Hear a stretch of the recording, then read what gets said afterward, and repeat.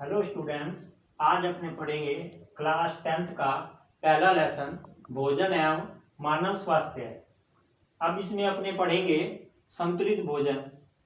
संतुलित भोजन संतुलित भोजन ऐसा भोजन जिसमें सभी आवश्यक पोषक तत्व उपलब्ध हो। अब पोषक तत्व क्या होते हैं? जैसे कार्बोहाइड्रेट, प्रोटीन, वसा, विटामिन, खनिज लवण, जल, रेशे आदि। अब अपने पढ़ेंगे संतुलित भोजन के लाभ। अच्छे स्वास्थ्य के लिए संतुलित भोजन खाने की आवश्यकता है। संतुलित भोजन दिमाग को तेज तथा स्वस्थ बनाता है। संतुलित भोजन शरीर को मजबूत बनाता है। रोगों से लड़ने के लिए रोग प्रतिरोधक क्षमता को बढ़ाता है।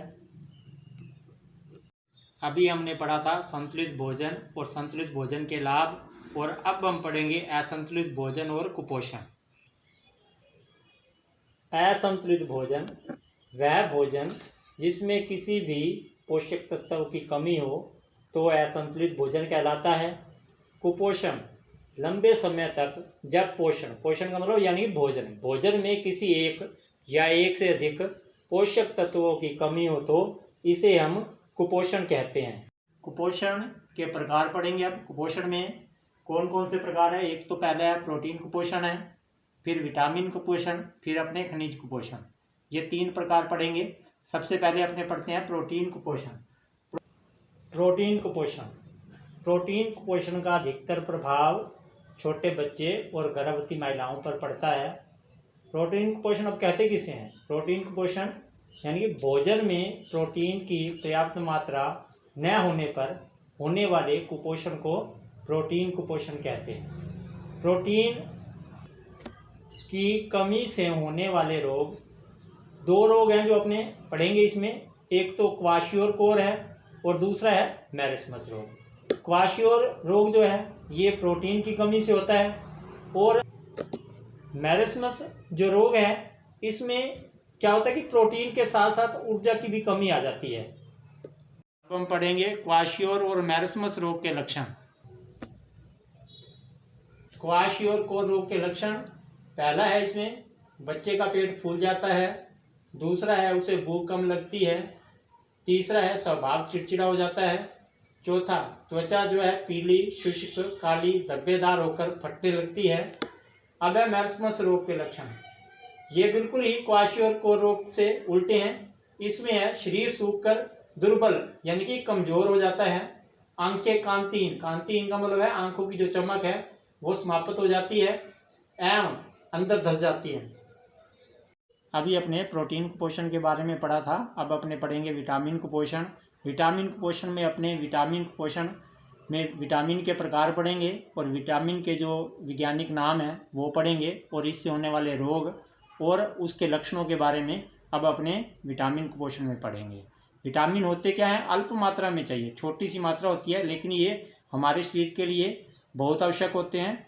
इनकी कमी से कुछ रोग हो जाते हैं, वो अपने अब इसमें पढ़ेंगे। विटामिन कुपोषण में विटामिन ए, इसमें जो रोग होता है रतौंधी होता है, उसके लक्षण है प्रकाश या रात्रि में दिखाई न देना। फिर है विटामिन बी के 3 प्रकार दिए हुए हैं अपने। पहला है विटामिन B1, फिर पढ़ेंगे B2, B3। पहला जो विटामिन B1 है उसका वैज्ञानिक नाम है थायमिन, और इसमें जो रोग होता है बेरी होता है। लक्षण इसके हैं हृदय की धड़कन कम होना, पेशियां एवं तंत्रिका कमजोर होना। इसमें भी है एक थायमिन, जो थायमिन है अपने कह सकते हैं कि बेरी के पेड़ के नीचे गया, वहां पे जैसे कोई चीज एलर्जी वगैरह हो जाती है या चक्कर आते हैं तो उसमें हृदय की धड़कन कम हो जाती है। जब हृदय की धड़कन कम होती है तो पेशियां और तंत्रिकाएं कमजोर हो जाती हैं। फिर है विटामिन B2 का नाम है राइबोफ्लेविन, और इससे जो रोग होता है राइबोफ्लेविनोसिस रोग होता है। इसके जो लक्षण हैं इसमें क्या होता है कि मुख के किनारे और होठ की त्वचा फट जाती है। स्मृति यानी कि याददाश्त में कमी आ जाती है। विटामिन B3 वैज्ञानिक नाम है इसका नियासिन। रोग होता है इसमें प्लेग्रा। लक्षण है जीभ व त्वचा पर पपड़ियाँ पड़ना, अब पढ़ना है अपने को विटामिन बी, पढ़ लिए तीनों ही। अब विटामिन सी पढ़ रहे हैं अपने। वैज्ञानिक सी का जो नाम है, वैज्ञानिक नाम जो इसका एस्कोर्बिक अम्ल होता है। इससे जो रोग होता है, स्कर्वी होता है, उसके जो लक्षण होते हैं, मसूड़ों में से खून आना और त्वचा पर चकत्ते पड़ना, चकत्ते का मतलब धब्बे से पड़ना। फिर है विटामिन डी, वैज्ञानिक नाम इसका है कैल्सीफेरोल। कैल्सीफेरोल का मतलब होता है कैल्शियम और फास्फोरस से मिलकर बना हुआ ये। कैल्शियम और फास्फोरस जो है हड्डियों को मजबूती देते हैं, तो इसलिए इसकी कमी से जो रोग होता है, रिकेटस रोग होता है, जिसके लक्षण होते हैं पैरों की हड्डियां मुड़ जाती हैं और जो घुटने होते हैं वो पास पास आ जाते हैं। अभी अपने पढ़ा था विटामिन कुपोषण, अब अपने पढ़ेंगे खनिज कुपोषण। खनिज जो है शरीर के संचालन के लिए महत्वपूर्ण भूमिका निभाते हैं। अब अपने पढ़ेंगे खनिज कुपोषण के जो कार्य हैं और उससे होने वाली जो हानियां हैं उसके बारे में अपने पढ़ेंगे। अब खनिज कुपोषण में अब अपने पढ़ना है सोडियम, पोटेशियम, कैल्शियम, फास्फोरस, लोहा तत्व और आयोडीन, इनके बारे में अपने पढ़ना है। पहले अपने पढ़ रहे हैं सोडियम और पोटेशियम। दोनों के जो कार्य हैं वो समान हैं। इसमें सोडियम और पोटेशियम का जो पहला कार्य है मांसपेशीय संकुचन, दूसरा जो कार्य है तंत्रिकीय आवेग संचरण, तीसरा जो कार्य है शरीर का विद्युत अपघटन, चौथा कार्य है संतुलन बनाना। ये जो अपने चार कार्य पढ़े, दोनों में से सोडियम का पूछे तो भी वही है, पोटेशियम का पूछे तो भी वही कार्य है। अब अपने पढ़ना है कैल्शियम और फास्फोरस। कैल्शियम और फास्फोरस का जो कार्य है हड्डियों और दांतों को मजबूती प्रदान करना है।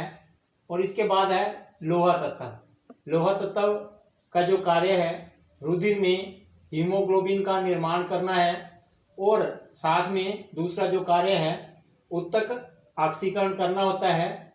इसके बाद है आयोडीन। आयोडीन जो है थायरोक्सिन हार्मोन के निर्माण में काम आती है। अब अपने पढ़ना है खनिज कुपोषण से होने वाली हानियां। जो अपने कार्य पढ़े थे वही इसकी हानियां बना देंगे। अपने हानियां कैसे बनती है, अभी अपने जो कार्य देखे थे उसी को देखते हैं और उसी से हानियां आपको बताएंगे। खनिज कुपोषण से होने वाली हानियां अभी पढ़ रहे हैं अपने पहले इसके कार्य पढ़े थे सोडियम और पोटेशियम के, तो उसमें अपने क्या पढ़ा था मांसपेशीय संकुचन। तो अब इसमें क्या होगा कि हानियों में अपने लिख देंगे मांसपेशीय संकुचन नहीं होगा। दूसरा कार्य आपने उसमें पढ़ा था तंत्रिकीय आवेग संचरण, अब इसमें हानियों में लिख देंगे तंत्रिकीय आवेग संचरण नहीं होगा।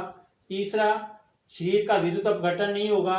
चौथा कार्य जो शरीर का संतुलन बनता था वो नहीं बन पाएगा। ये तो हानियां थी सोडियम और पोटेशियम दोनों की एक जैसी हैं। अब इसके बाद है कैल्शियम और फास्फोरस।